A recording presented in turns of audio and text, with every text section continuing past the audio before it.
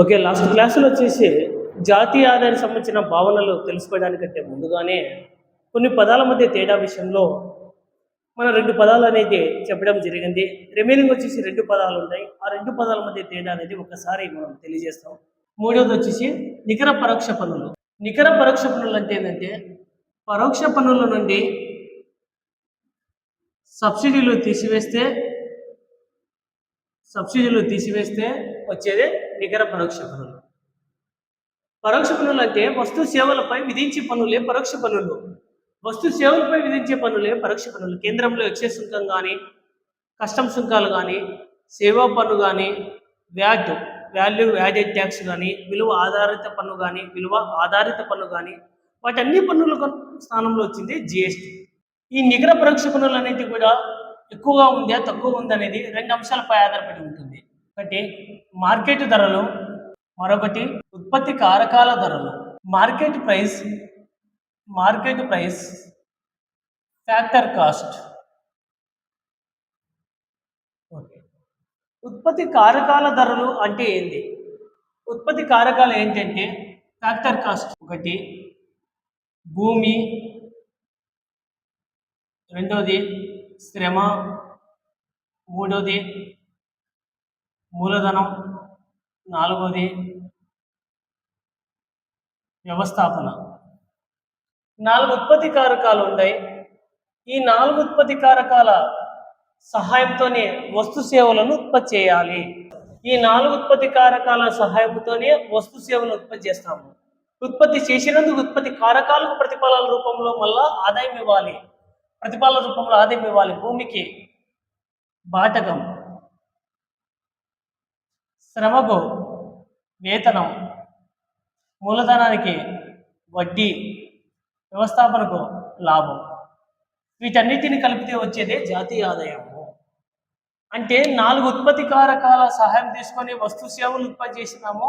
ఉత్పత్తి చేసినందుకు ఉత్పత్తి కారకాలకు తిరిగి ప్రతిఫలాలు ఇస్తున్నాం. భూమికి బాటకం, శ్రమకు వేతనం, మూలధనం వడ్డీ, వ్యవస్థాపనకు లాభం ఇస్తున్నాం, ప్రతిఫలాలు ఇస్తున్నాం. అదే ఉత్పత్తికి అయ్యే వ్యయం. దానినే ఉత్పత్తి కారకాల ధరలలో ఆదాయం అంటున్నాము. నెక్స్ట్ మార్కెట్ ధరలు అంటే ఏంది? ఈ 4 ఉత్పత్తి కారకాల సహాయంతోనే వస్తు సేవలు ఉత్పత్తి చేసినాం. ఎగ్జాంపుల్ ఏంది? ఒక మొబైల్ ఫోన్ ఉత్పత్తి చేసినాం.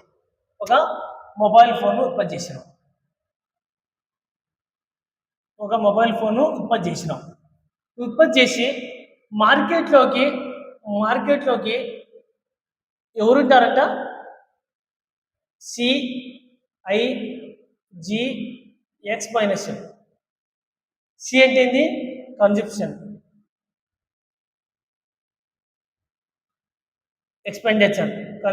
ఎక్స్పెండిచర్ అంటే వినియోగ వ్యయము. ఐ అంటే ఏంది? ఇన్వెస్ట్మెంట్. జి అంటే ఏంది? గవర్నమెంట్. ఎక్స్పెండిచర్ అంటే ఏంది? ఎక్స్పోర్టు,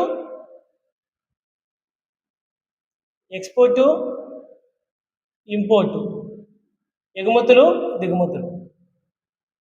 అంటే 4 ఉత్పత్తి కారకాల సాయం తీసుకొని వస్తు సేవలను మార్కెట్లో వినియోగదారులకు అమ్మినాం.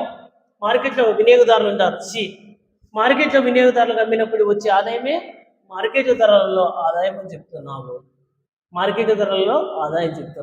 ఓకే, బాగుంది. మరి పరోక్ష పన్నులు ఎందుకు రాయడం జరిగింది? సబ్సిడీలు ఎందుకు రాయడం జరిగింది?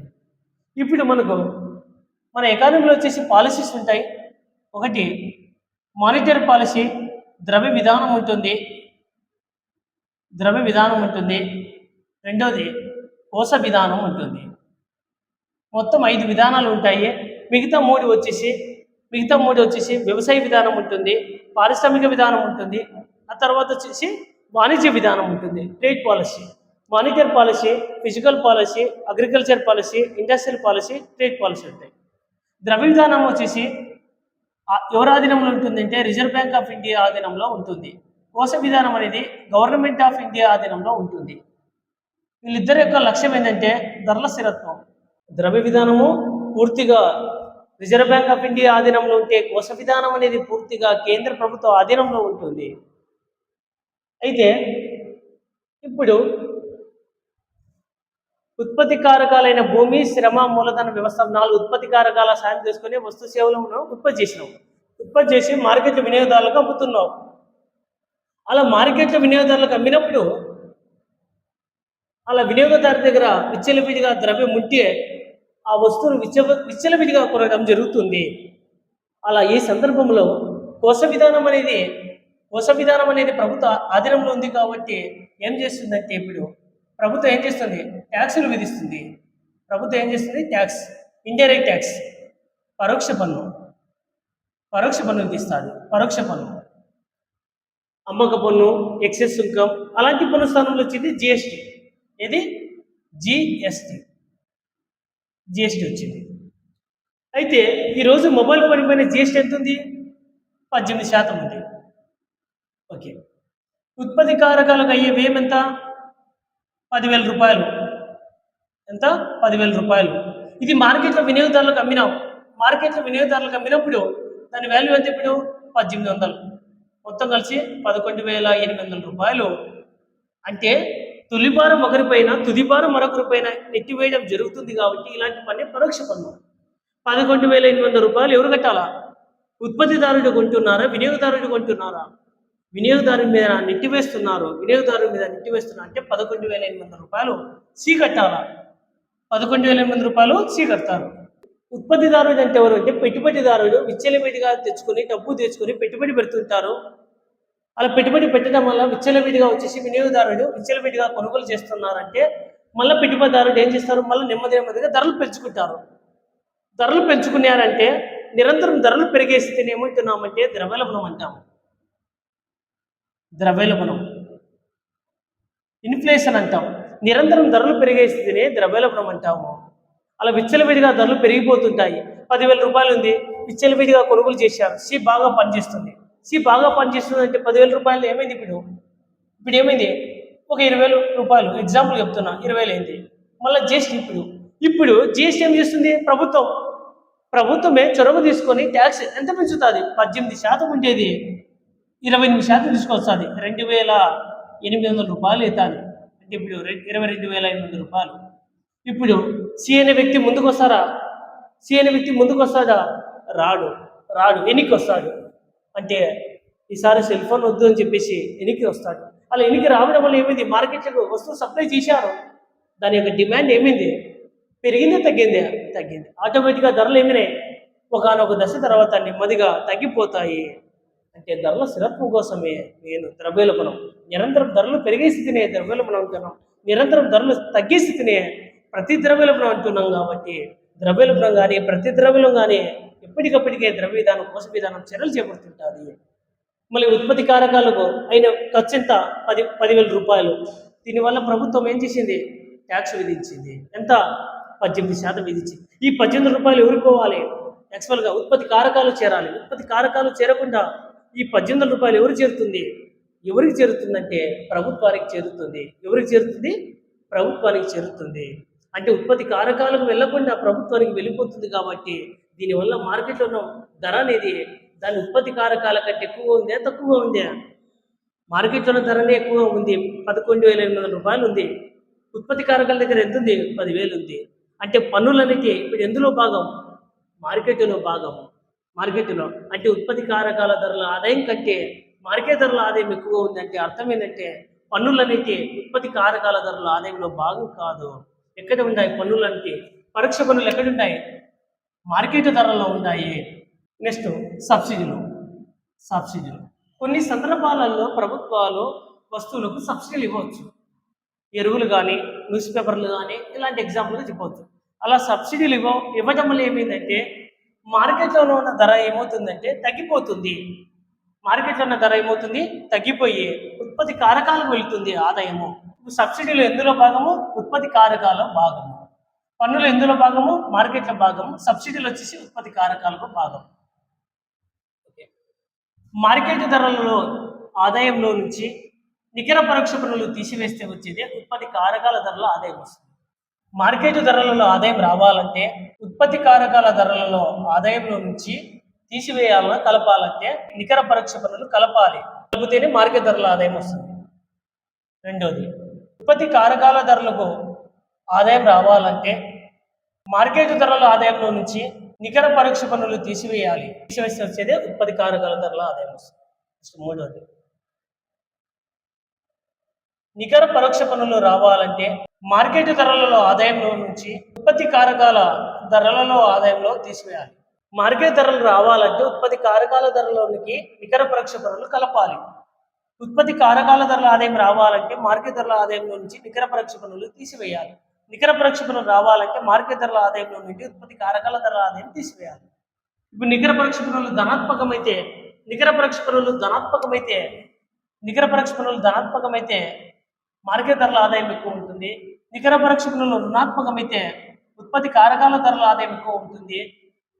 నెగిటివ్ అయితే నికర పరోక్ష పన్నులు శూన్యమైతే ఈక్వల్గా ఉంటుంది. 4 వచ్చేసి ధరలు. నామమాత్రపు ఒకటి, వాస్తవ ఒకటి. నామినల్ ఇన్కమ్ ఒకటి, రియల్ ఇన్కమ్ ఒకటి.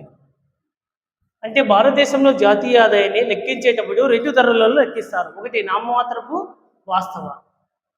నామమాత్రపు ఏం చెప్తున్నాం అంటే ప్రస్తుత ధరలని అర్థం. వాస్తవం అంటే స్థిర ధరలని అర్థం. ఓకే, ప్రస్తుత సంవత్సరం తీసుకుందాం. 2025-26 సంవత్సరం. ప్రస్తుత సంవత్సరం ఈ సంవత్సరం ధరలలో ఆదాయాన్ని లెక్కిస్తే ఈ సంవత్సరం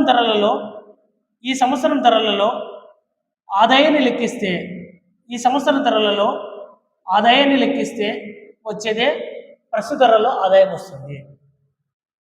ఈ సంవత్సరం ధరలలో ఆదాయాన్ని లెక్కిస్తే వచ్చేదే ప్రస్తుత ధరలో ఆదాయం వస్తుంది. దీన్నే నామమాత్రపు ఆదాయం అంటారు. అయితే దేశ జాతీయ ఆదాయాన్ని కొంతకాలంగా గణిస్తున్నాం కాబట్టి ప్రస్తుత ధరలో జాతీయ అంచనాలు సరిపడవు. అందుకాబట్టి ప్రస్తుత ధరలో గణించినప్పటికీ కూడా స్థిర ధరలోకి మార్చుకోవచ్చును. స్థిర ధరలో ఆదాయం కావాలంటే ఒక సంవత్సరాన్ని ఆధార సంవత్సరంగా తీసుకుంటారు. Base year. ఒక సంవత్సరాన్ని ఆధార సంవత్సరంగా తీసుకొని ఆ సంవత్సర ధరలలో ఆదాయాన్ని లెక్కిస్తే వచ్చేదే స్థిర ధరల ఆదాయం.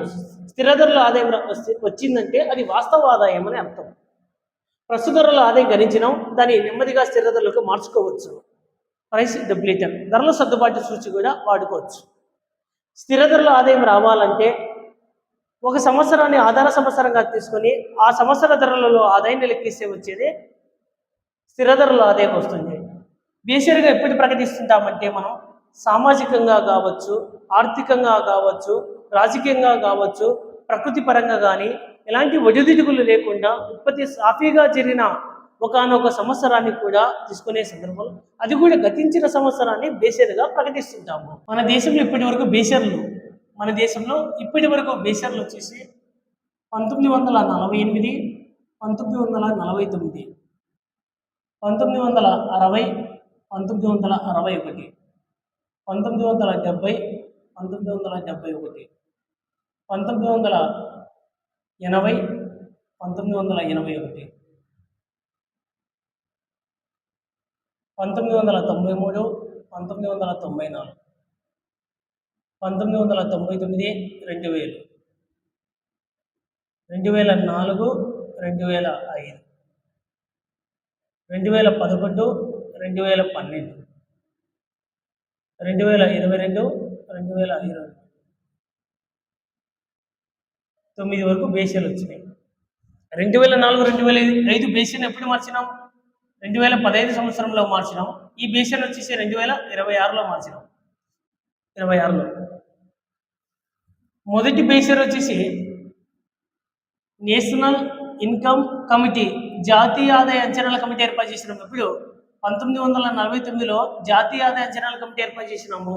పిసి మెహలనోబిస్ నేతృత్వంలోని డార్ గాడ్గిల్, రెండో వ్యక్తి వికే.ఆర్వి రావు, విజయేంద్ర కస్తూరి రంగవర్ధ రాజారావు. నేషనల్ ఇన్కమ్ కమిటీ మొదటిసారి బేసియర్ తీసుకుంది ఇప్పుడు 48-49.